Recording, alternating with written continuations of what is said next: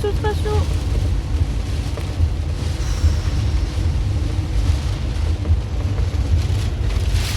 Aujourd'hui, jour de tempête, il n'y a plus d'électricité dans certaines villes et il pleut vraiment beaucoup. Donc là on roule, mais on roule vraiment tout doucement et on fait très attention.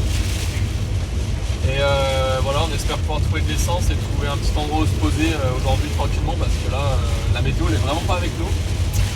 Et en plus là, on est sur des bords de route en bord de falaise avec l'océan à côté, l'océan est déchaîné, on voit rien, mais on voit les grosses vagues au loin, enfin franchement c'est impressionnant. Et voilà, un peu stressant de conduire dans ces conditions. En plus, il y a des alertes rouges au niveau du vent, donc il ne faudrait pas qu'on renverse le camping-car ou quoi. Donc voilà, là on fait attention.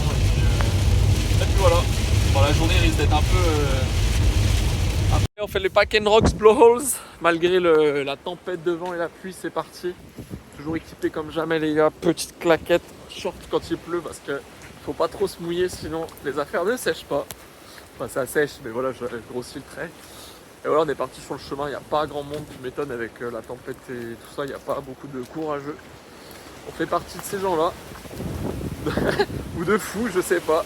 On va voir ce que ça donne là-bas tout à l'heure, exposé au vent, si c'est vraiment très violent ou si ça va. Voilà l'océan qui est un peu déchaîné quand même. Hein. On est arrivé devant ce qu'ils appellent les pancake rocks, donc c'est ces petites roches-là, vous voyez, avec plein de niveaux différents. Comme s'il y avait des pancakes empilés les uns sur les autres. Je vais regarder ce que c'est, mais c'est quoi? C'est genre. Hop. Non, ça n'a pas marqué ce que c'est. Bon, c'est pas grave. Là, on les voit bien. Donc, pour la petite explication, du coup, c'est ça. Au début, il y a des sédiments qui viennent se mettre au fond de l'océan, donc qui restent compressés, qui se transforment en roches. Donc, ces sédiments sont devenus des roches, et entre-temps, il y a eu des petits, comment on appelle ça, des petits dépôts qui viennent justement se mettre entre les différentes roches et du coup ça explique pourquoi on a des formes un peu comme ça de pancakes. En gros c'est des sortes d'empilement de couches ou entre deux couches avant qu'elles se forment il y a des petits sables qui vient se poser et bien renforcer la structure. Dans l'idée c'est ça. Et voilà. Et là on est dans un endroit en fait où ça fait une petite piscine au centre. L'eau rentre par le côté à droite là-bas. À l'intérieur, vient s'engorger dans les caves et après vient scratcher contre les roches, c'est incroyable.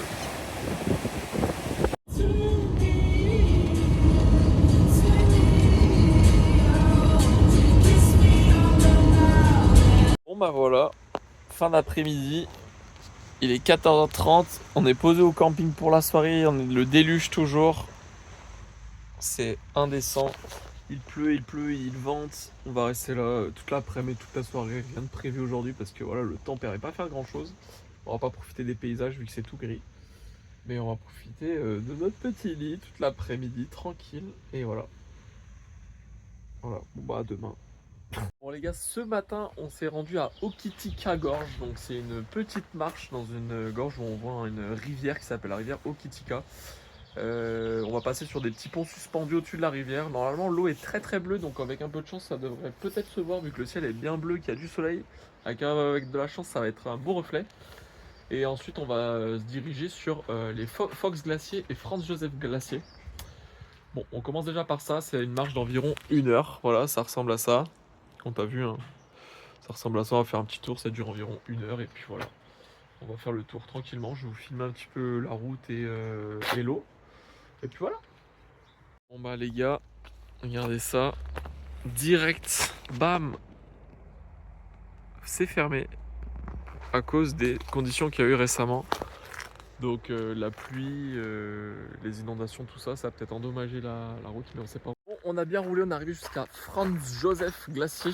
Donc comme son nom l'indique, il y a un glacier à voir. Donc avec la météo actuellement, on le voit pas. Il y a beaucoup trop de nuages qui sont dessus quoi.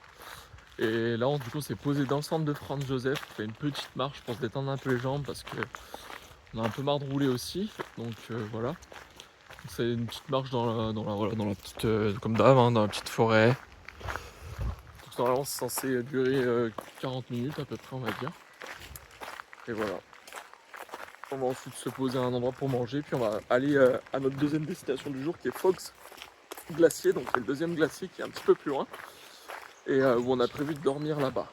Parce que demain normalement on va faire le lac Matesson le matin, suivi d'un petit vol en hélicoptère si le temps. Bon, là, on est arrivé à la fin de cette marche sur un pont où il peut y avoir que 5 personnes, ça bouge pas mal. Wouh! Et on passe au-dessus de cette petite rivière là.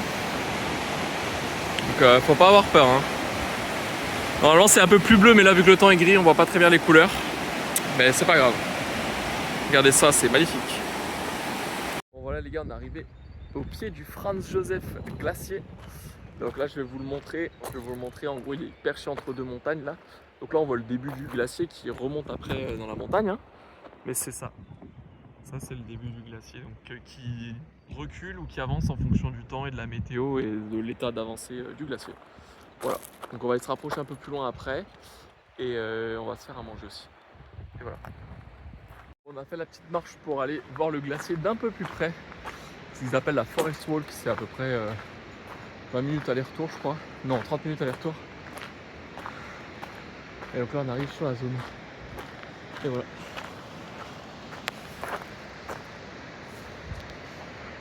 Bam. Voilà, on peut pas aller plus loin. Et là, il y a une petite cascade aussi. Et du coup, ici, on apprend que le glacier, en 1908, regardez, il arrivait jusqu'ici. C'est-à-dire qu'en gros, jusque-là, il y avait de la glace. Et là, il a bien reculé. Donc ça s'explique par le réchauffement climatique, évidemment. Et voilà, surtout ça.